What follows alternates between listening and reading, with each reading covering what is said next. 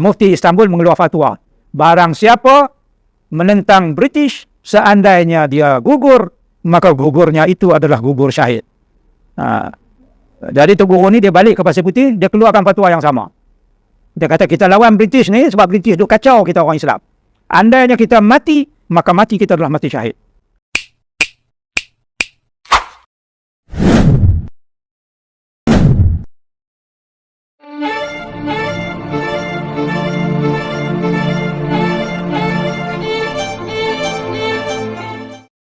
Inilah Profesor Malaysia yang sangat fenomenal di jagat raya alam Melayu, yaitu Profesor Abdul Muwati Ahmad.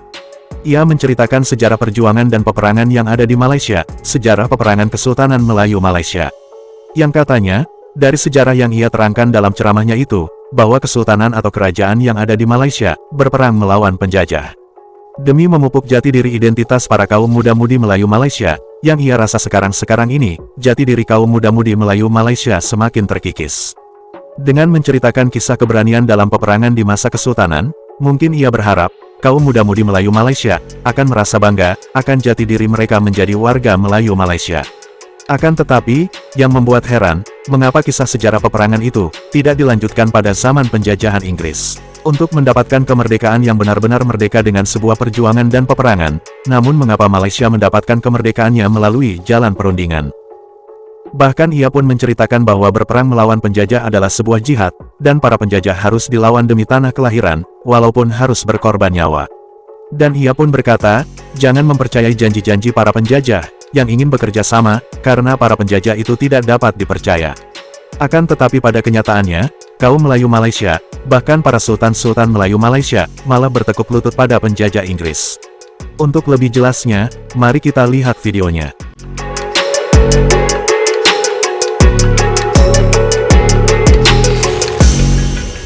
Jadi jati diri ini secara mudah kita kata sifat ataupun ciri yang berkaitan dengan adat, bahasa, budaya, agama dan sebagainya yang menjadi teras dan lambang kepribadian. Ini yang mustahak ni.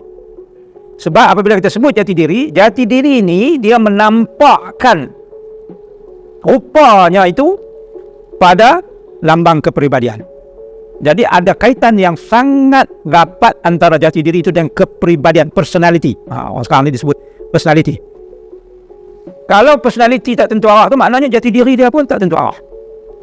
Sebab itu, saya membangkang sangat-sangat apabila orang duk kata Melayu malah. Identiti kita, identiti masyarakat kita, dan identiti negara bangsa.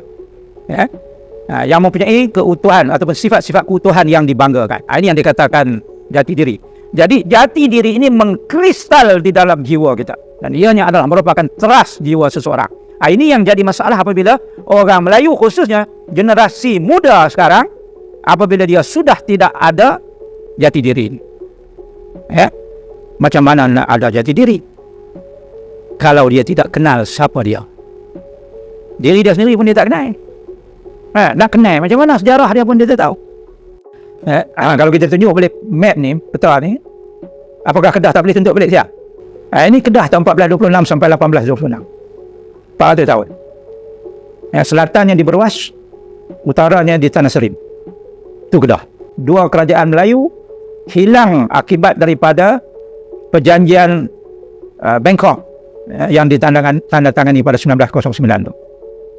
Siapa yang tanda tangan? British dengan Siap. Dia faraid habis tanah kita tanpa persetujuan daripada mana-mana raja ataupun sultan Melayu. Sebelah sana ialah Jala tu ialah Siap sebut Tiba, Sai, lepas tu Kelantan. Ini Bangkok Treaty 1909. 4 kawasan orang Melayu terlepas ke tangan Siap, iaitu Satun, Jala, Naratiwat, Patani. Sebab itu tidak betul kalau dalam sejarah ataupun catatan sejarah, hatta buku sejarah sekalipun, yang mengatakan bahawa Ogos 1511 itu jatuhlah Melaka. Bohong.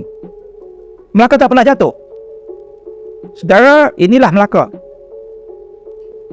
Yang jatuh hanyalah kota dan pelabuhan Melaka. Yang jatuh hanyalah kota dan pelabuhannya sahaja. Melaka hanya tidak jatuh. Malah dalam sejarah Melaka tak pernah jatuh. Yang jatuh hanyalah kota Melaka, pelabuhan Melaka. Bila disebut Melaka tu, sejak daripada ekspedisi di bawah Bendahara Tun Perak lagi. Yang pertama dia langgar Pahang.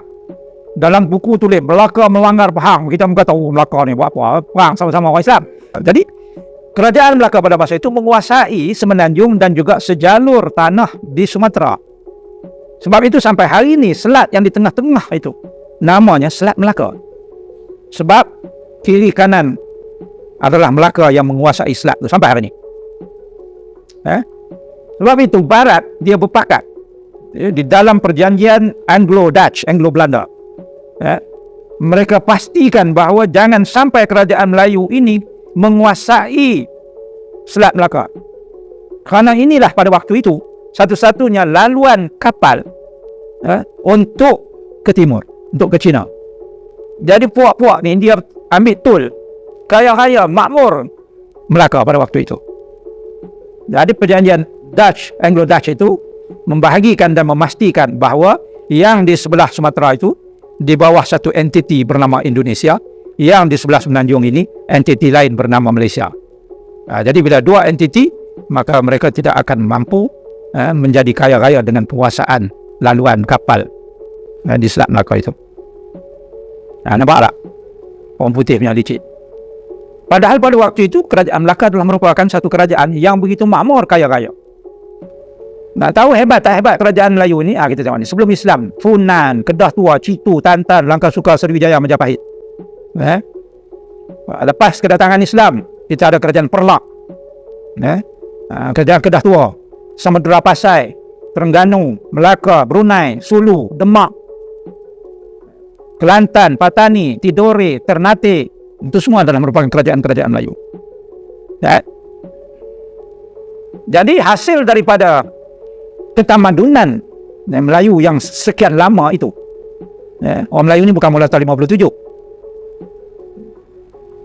Lama sebelum itu sudah ada, sebelum Islam lagi sudah ada kerajaan-kerajaan Melayu.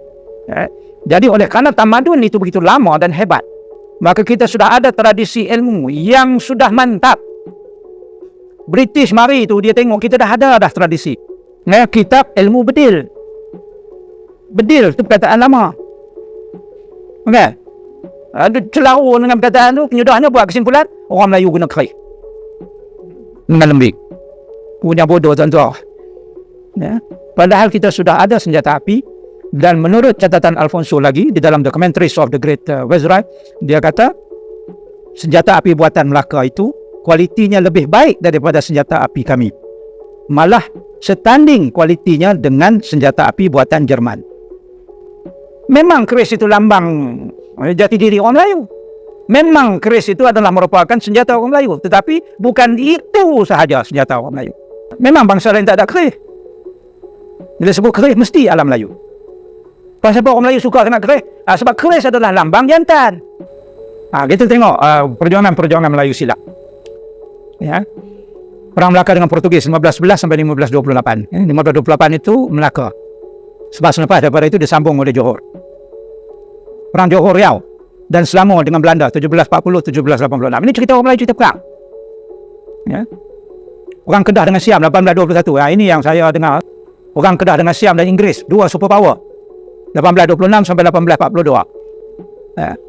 Satu-satunya bangsa yang lawan dua superpower serentak adalah orang Kedah, orang Melayu. Tapi perang ini bukan orang Kedah saja, orang Melayu. Sebab Kedah bersama dengan bantuan daripada Aceh, daripada Siak, daripada Indragiri, daripada Perak, daripada Pahang, Terengganu, Kelantan. Sebab itu ini adalah merupakan perang, sebenarnya perang orang Melayu dengan dua superpower. Kedah ni dia lawan Siam berpakat dengan Inggeris. Bani Treaty, Persetiaan Bani tahun 1826. Selepas British dah sign dengan Kedah, janji dia nak bantu Kedah seandainya Siam serang. Tapi puak orang putih ni janji dia tak boleh pakai langsung. Dalam dia janji dengan kita itu, dia pergi janji pula 1826, dia sign pula perjanjian dengan Siam bahawa dia akan menyekat serangan daripada Kedah untuk dapatkan balik negeri Kedah daripada Siam, dan dia akan bekalkan senjata kepada Siam seandainya diserang oleh Kedah. Jadi janji orang kafir mana boleh kita pegang. Tuhan dah bagi tahu dah. Kan, jangan percaya dengan janji pupuk ni. Gagah bila percaya bawah. Ya. Perang Nanning dengan Inggeris 1831, Dol Said, Datuk Nanning. 1831 Nanning mengalahkan Inggeris. Dan inilah perang yang mana Inggeris, British kalah. Kali pertama British kalah di luar Eropah. 1831 tu. Tapi inilah peperangan yang mana Inggeris kalah. 1832 perang Nanning yang kedua, Nanning kalah. Sebab Rembau belot. Rembau dirasuah oleh British masa itu dan mereka mendedahkan rahsia Dol Said. Maka Dol Said kalah dalam perang Nanning yang kedua. Orang Melayu ni bab rasuah nombor satu. Perjuangan Melayu silap. Penentangan Pahang terhadap Inggeris 1890-an. Penentangan Terengganu terhadap Inggeris 1928. Yang Pahang tu itulah yang Mak Kilau tu. Penentangan Terengganu, ini Tok Pupaluh. Syekh Abdul Rahman Limbung, anak murid dia. 1928. Penentangan Pasir Putih, Tok Janggut terhadap Inggeris 1915. Yang kita dulu sibuk tulis Tok Janggut. Jarang kita tulis ini adalah perjuangan Tok Guru. Dia Tok Guru sebenarnya. Tuan Guru Haji Muhammad Hassan. Nama dia Haji Muhammad Hassan. Kita dah panggil Tok Janggut je. Bin Parlimen Munas. Dia mengaji di Makkah masa itu. Dan dia bawa balik semangat fatwa daripada Mufti Istanbul. Sebab masa itu Osmaniyah dihimpit, diserang oleh British. Maka Mufti Istanbul mengeluarkan fatwa, barang siapa menentang British, seandainya dia gugur, maka gugurnya itu adalah gugur syahid. Jadi Tok Guru ni dia balik ke Pasir Putih, dia keluarkan fatwa yang sama. Dia kata kita lawan British ni sebab British duk kacau kita orang Islam. Andainya kita mati, maka mati kita adalah mati syahid. Lagi kelang kabut buat tu, punya takut. Dan kita pun tulis satu tulis Tok Guru berat sangat ni, tulis Tok Janggut dah. Sampai keluar dah faham Tok Janggut. Padahal yang di depan dalam perjuangan menentang penjajah dan pencerobohan adalah merupakan orang agama. Begitu juga dalam perang musuh fisik tu. Perjuangan perang ni gadai nyawa. Ini yang saya nak tegaskan, bahawa perjuangan orang Melayu itu, kita kena faham sejarah kita, bahawa kita ini bangsa pejuang. Tidak henti-henti kita terlibat dengan perang untuk mengembalikan maruah dan kita punya nama baik. Sebab orang Melayu ni pantang dia maruah. Sebab bila pijak maruah kita, orang Melayu mengamuk.